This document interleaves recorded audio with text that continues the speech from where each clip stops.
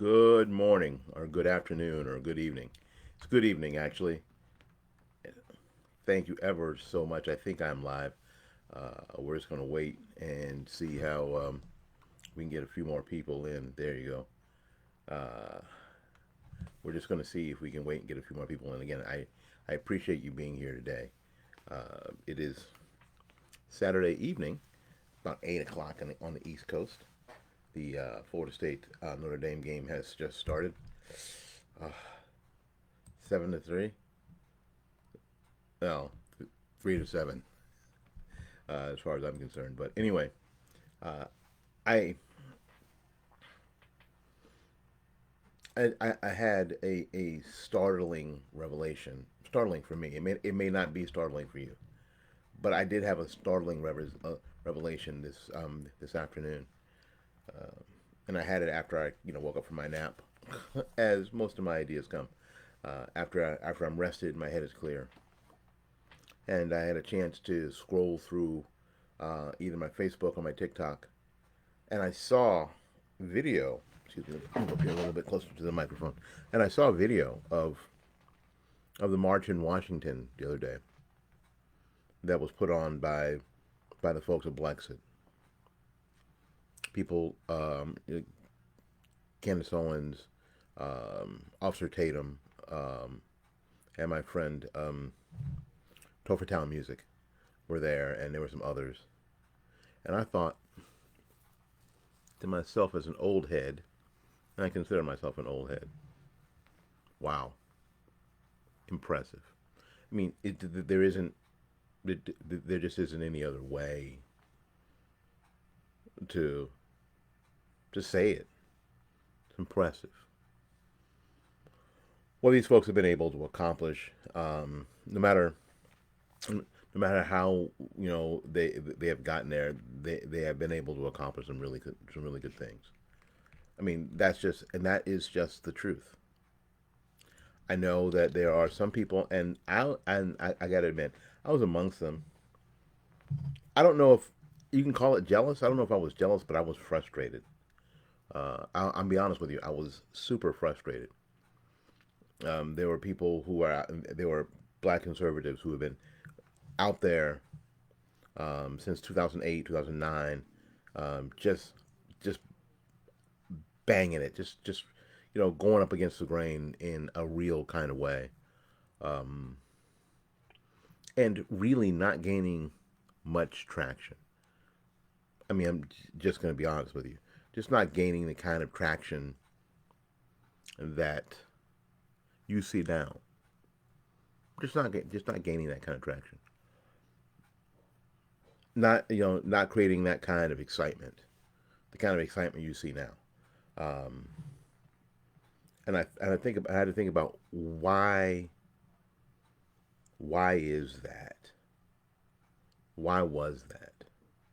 Well, my thought is this: we were backing. I'm sorry, we had the right ideology. We were backing the wrong candidates. We were backing the wrong candidates continuously. In 2008, um, when I got involved in this, we were supporting John McCain. Now, and we all said the same thing. John McCain is not my first choice, and John McCain was not my first choice. But we all ended up on the side of John McCain, right? Well, and you're gonna ask, why was that a problem? Well, it was a problem. It was a problem because I think that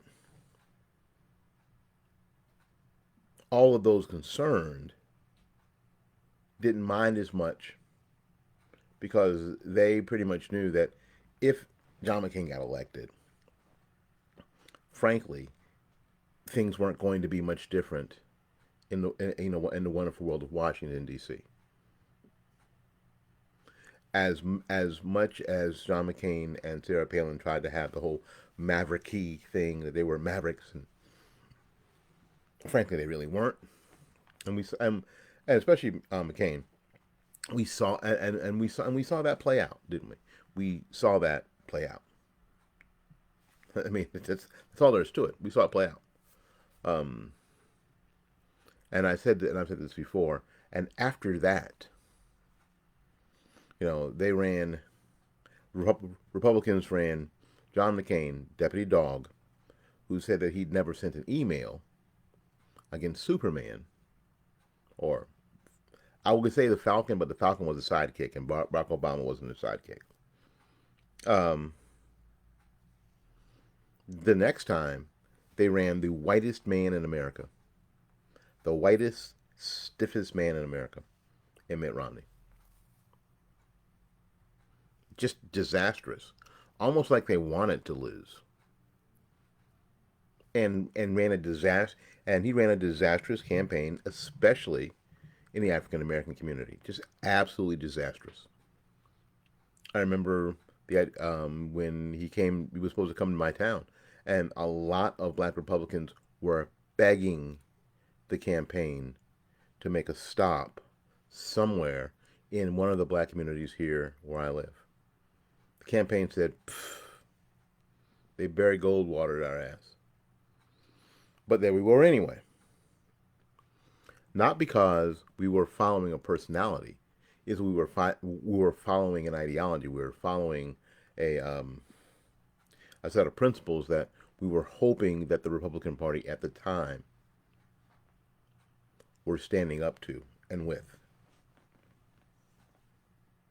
No excitement.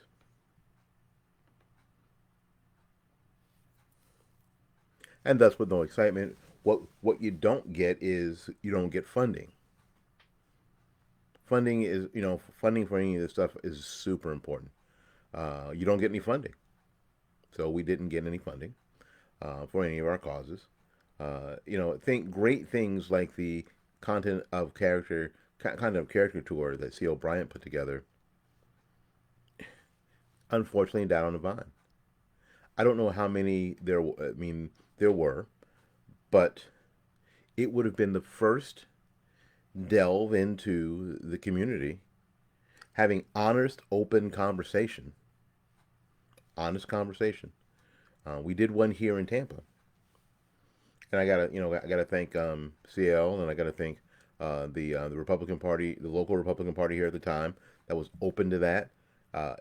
So it happened here, so it could happen, and it was a panel of people like me, and there was a panel of academic liberals, black academic liberals, having discussion, not screaming, yelling. Nobody burned down a building. Nobody turned over a car. Nobody said the F word. There were no raised fists. And for the first time, a lot of people got to see calm academic discussions about problems of race in America. And that happened, oh my God, 2013. And it actually happened. Now, fast forward. Unfortunately, because of there wasn't any excitement about Mitt Romney, there was no funding moving forward. There was zero funding. So those kind of things didn't keep going. A great movie, Runaway Slave, great movie. So when Blexit talks about, or people start thinking that Blexit is a new concept, that concept easily came out of the movie put together by C. O'Brien called Runaway Slave. Um, and there was supposed to be a second movie, but however, all that being, I have to take my hat off to what they've been able to do, and it's been timing.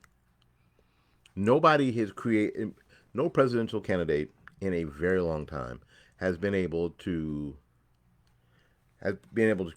create as much excitement as Donald Trump. Nobody has been able to create that excitement and maintain it.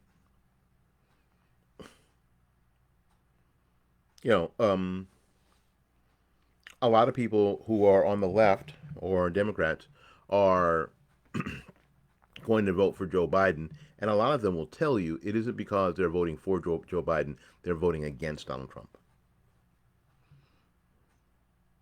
And on the other side, there are a lot of people on you know what who are going to vote for Donald Trump is because they're voting for Donald Trump.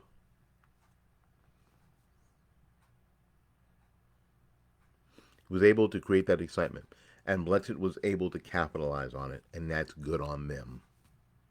They were able to capitalize on that excitement. I got to give it to them. And frankly, as much as it pains me sometimes, because yeah, you know, you wanted it to be you. I'll be honest. Yeah, we wanted it to be us. And frankly, the way that Blexit has sort of just pushed forward and has not, as far as I know, not reached out at any point to any of, when I say us, I mean C.L. Bryant, Alfonso Rachel, all those people that were involved in the Frederick Douglass Republicans. I mean, on and on, who sort of laid the groundwork. I haven't seen any of them reach back and say, you know what, thank you for laying the groundwork. Thank you for being there when nobody else was there. Thank you for speaking up when nobody else spoke up. That I have not seen them do. And I'll be honest, I was a little bugged at that to start with. You know, in the beginning, I was a little bugged with that. But you know, when I see the March on Washington, and I see the excitement on social media, and I see all of those things, yes, Blexit had some advantages that we didn't have, but good on them. And and again, I was critical in public, and so I'm going to apologize in public. Uh, my apologies to Tatum, I mean Officer Tatum and Candace Owens in particular, and countless others in the Blexit movement. Um, you guys are getting it done.